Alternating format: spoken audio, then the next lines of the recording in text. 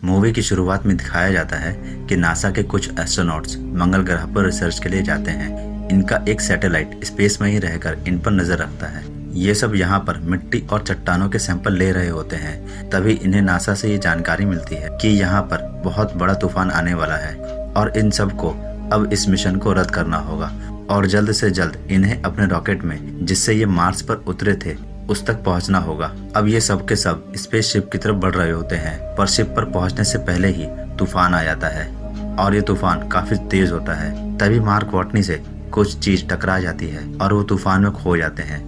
हालांकि इनकी field commander उसे ढूंढने की काफी कोशिश करती है, पर उसका कुछ पता नहीं चलता और ना ही उससे कोई कांटेक्ट हो पाता है। उन्हें लगता है कि शायद वॉटनी मर गया और इस तूफान की वजह से इन्हें अपने रॉकेट में वहां से निकलना पड़ता है, वरना इनका रॉकेट भी इस तूफान में फंस जाएगा। दूसरी तरफ दिखाया जाता है कि अगले दिन जब मार्स पर तूफान शांत होता है तो वहां पर वॉटनी जिंदा होता है, पर वो काफी जख्मी होता है। उसके पेट में एक रॉड घुस जाती है। वॉटनी किसी तरह से वहां से उठकर अपने रिसर्च कैंप में आ जाता है और अपने शरीर से इस रॉड को बाहर निकालता है और घाव पर पट्टी करता है। वो देखता है कि उसके कम्युनिकेशन के सारे इंस्ट्रूमेंट तूफान में खराब हो गए हैं और अब वो यहाँ से नासा के साथ किसी भी तरह से कोई संपर्क नहीं कर सकता और नासा का अगला स्पेसशिप यहाँ 4 साल बाद आएगा और वो यहाँ से 3200 किलोमीटर दूर उतरेगा।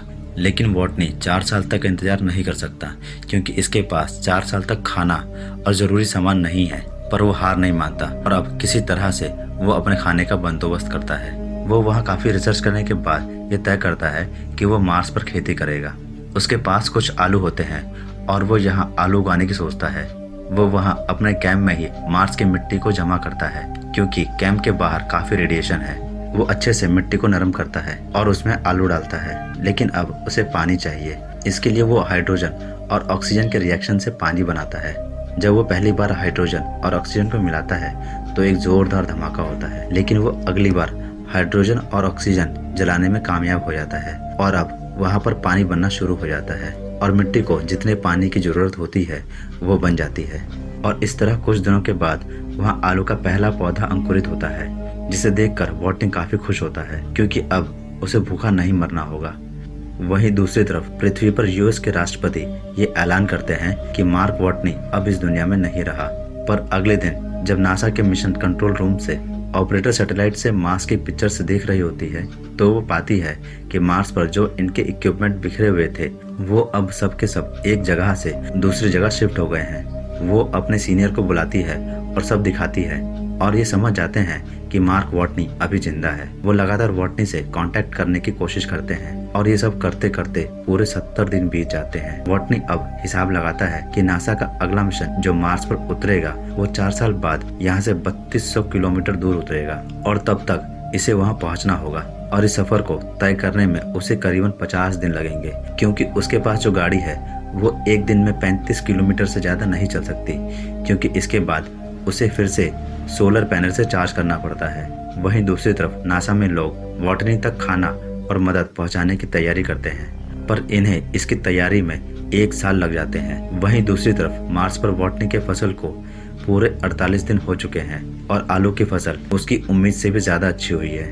वो सारे आलूओं को निकालता है और कुछ आलू को दोबारा से बो देता है, पर इन सब के बाद भी वो यहाँ अकेला नहीं रह सकता और अगर उसने नासा से संपर्क नहीं किया तो वो ज्यादा दिन जिंदा नहीं रह सकता।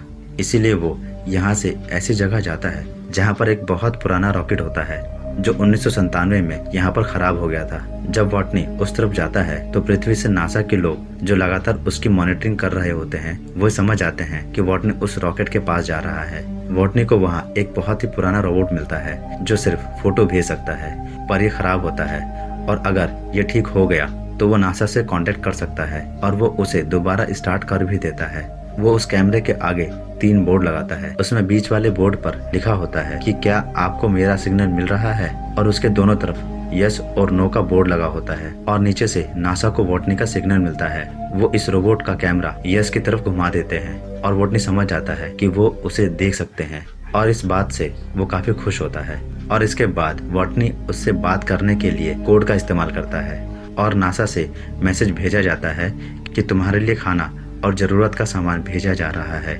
दूसरी तरफ वॉटनी के क्रू मेंबर्स अभी भी अंतरिक्ष में होते हैं और वो पृथ्वी पर आने वाले होते हैं। नासा वॉटनी के क्रू को बताता है कि वॉटनी अभी जिंदा है। इससे उसकी टीम काफी खुश होती है और वो भी अब वॉटनी को बचाने के बारे में नासा से लगातार बात करती है। और दूसरी तरफ मार्स पर वॉटनी के साथ सब ठीक चल रहा होता है। तभी एक दिन वहाँ कैंप में ऑक्सीजन के लेवल में बदलाव आ जाता है, जिसकी वजह से वहाँ ब्लास्ट होता है और उसकी सारी की सारी फसलें खराब हो जाती है और अब दोबारा से वो इन पौधों को नहीं उगा सकता क्योंकि इसका पूरा सेट बर्बाद हो गया है। कैंप का वातावरण अब पूरी तरह से खराब हो गया है। वो हिसाब लगाता है कि उसके पास जितना भी आलू बचा है उसे खाकर वो अब और कितने दिन जिंदा रह सकता है। नासा से वॉटनी को एक मैसेज भेजा जाता है कि वो उसके पास खाना और जरूरत का सामान भेज रहे हैं। नीचे नासा लॉन्च की तैयारी करती है जिसमें उसके लिए खाना और जरूरत का सामान होता है, पर उनसे कोई चूक हो जाती है और रॉकेट के लॉन्च होने के कुछ देर के बाद ही आसमान में ही ब्लास्ट हो जाता है और अब ये दोबारा से रॉकेट लॉन्च नहीं कर सकते क्योंकि इसमें काफी टाइम लग जाएगा और अब ये वॉटनी तक खाना और सामान नहीं भेज सकते। जब वॉटनी को ये पता चलता है कि लॉन्च फेल हो गया तो वो टूट जाता है और वो नासा को एक मैसेज भेजता है। उसमें लिखा होता है कि मेरे माँ बाप तक ये संदेश जरूर पहुँचाना कि मैंने हार नहीं मानी और मैं हर एक अंजाम के लिए तैयार हूँ और मैंने हर समस्या का डट कर सामना किया। तभी चाइना नासा की मदद के लिए आगे आता है। उसका एक स्पेसक्राफ्ट स्पेस में जाने के लिए तैयार होता है और अब 28 दिनों में नासा चाइना की मदद से लॉन्च दोबारा से करता है। अब यहाँ पर एक लड़का जिसका नाम रिच होता है, वो यहाँ पर एस्ट्रोडायनामिक्स पर काम करता है।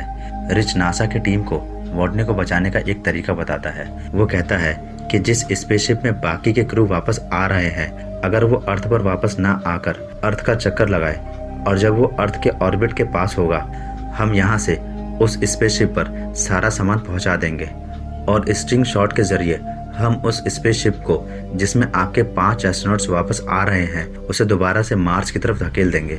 दरअसल स्ट्रिंग शॉट ग्रेविटेशनल पुल को कहते हैं, जिससे किसी यान को ग्रेविटी की मदद से अंतरिक्ष में किसी दिशा में ढकेला जा सकता है। रिच कहता है कि जब उनका यान मार्स के पास पहुंचेगा तब उसे मार्स पर उतरना नहीं होगा, क्योंकि अगर वो ऐसा करेंगे तो इनका ईंधन खत्म हो जाएगा और वो फिर कभी वापस पृथ्वी पर नहीं आ पाएंगे। बल्कि वॉटनी को एक रॉकेट की मदद से, जो पहले से ही वहाँ पर है, मार्स के ऑर्बिट के बाहर आना होगा और जब वो ऊपर आएगा तो उसे बाकी के क्रू मेंबर्स पकड़ लेंगे। पर यह सब इतना आसान नहीं होता। लेकिन नासा के लोग एक एस्ट्रोनॉट की जान बचाने के लिए 5 एस्ट्रोनॉट की जान खतरे में नहीं डाल सकते।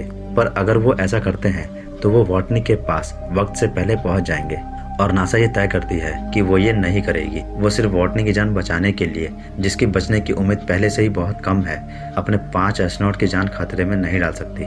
दूसरी तरफ मार्स पर वॉटनी जिंदा रहने और वहां से निकलने के बारे में सोचता है और काफी कैलकुलेशन करता है। नासा में रिच, जिसने नासा को वॉटनी को वापस लाने का प्लान बताया था, वो किसी तरह से इस प्लान को उन 5 एस्ट्रोनॉट तक पहुंचा देता है और ये पांचों नासा की परमिशन के बिना ही वॉटनी को वापस लाने का फैसला करते हैं। और जब नासा देखता है कि उनके फ्लाइंग ऑब्जेक्ट की दिशा बदल रही है तो ये समझ जाते हैं कि ये 5 एस्ट्रोनॉट्स वॉटनी को लेने वापस जा रहे हैं।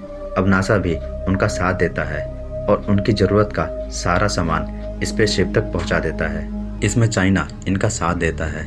वहीं मार्स पर वॉटनी उस रॉकेट तक पहुंचने के लिए निकल पड़ता है, जिसमें बैठकर वो मार्स के ऑर्बिट से बाहर आएगा और उस यान तक पहुंच जाएगा जिसमें वो 5 एस्ट्रोनॉट्स आ रहे हैं। अब 90 दिन के लंबे सफर के बाद वो वहां पहुंच जाता है जहां से वो रॉकेट में बैठकर मार्स से बाहर निकल सकता है।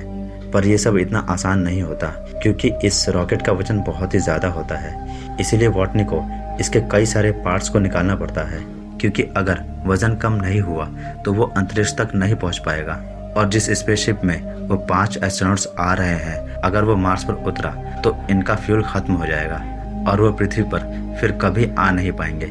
इसीलिए वॉटनी को अपने रॉकेट से 5000 किलो कम करना होगा और इसीलिए वो रॉकेट से सभी सामानों को बाहर निकाल देता है ताकि वो स्पेस में पहुंच सके।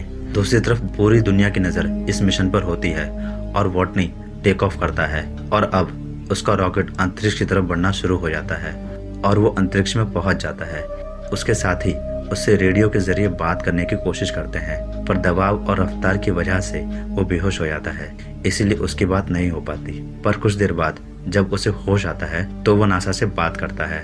वो बताता है कि उसकी स्पीड बहुत ज्यादा है, इस स्पीड पर वो उसे पकड़ नहीं पाएंगे। वॉटनी कहता है कि मैं अपने स्पेस सूट में एक छेद करूंगा और उससे जो हवा निकलेगी उससे खुद को स्पेसशिप की दिशा में ढकेलूंगा। उसके साथ ही उसे ऐसा करने के लिए मना करते हैं। अब स्पेसशिप की स्पीड भी बहुत तेज होती है, इसीलिए उन्हें बम बनाकर अपने स्पेसशिप का एक हिस्सा उड़ाना पड़ता है, जिससे उसकी स्पीड कम हो जाती है।